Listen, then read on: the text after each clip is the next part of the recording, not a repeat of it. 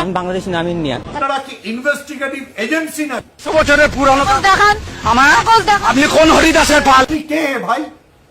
তুমি কে?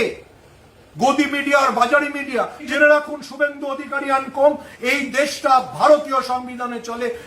সারের নামে আতঙ্ক সৃষ্টি করা, মানুষের মনে ভয় দেখানো, গরিব প্রান্তিক মানুষগুলোকে তাড়া করা, গদি মিডিয়ার নামে।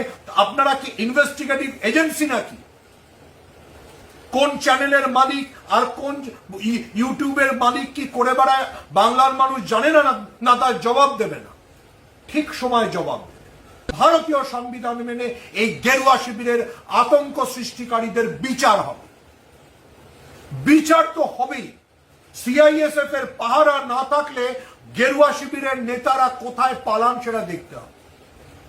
অভিষেক ব্যানার্জিকে আমার কুন্নি চুনি একটা ঠিক কথা বলেছেন, যে এসে আপনার বাবার কাগজ দেখতে চাইবে, আপনার কাগজ দেখতে চাইবে, তাকে বেঁধে রাখবে।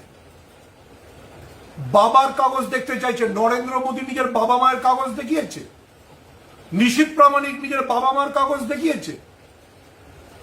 বাঙালিকে রাষ্ট্রহীন করার, বাঙালিকে জাতিহীন করার এই গেরুয়া চক্রান্ত ভেবে নিচ্ছেন বাংলার মানুষ মেনে নেবে, বাংলার মানুষ ছেড়ে দেবে?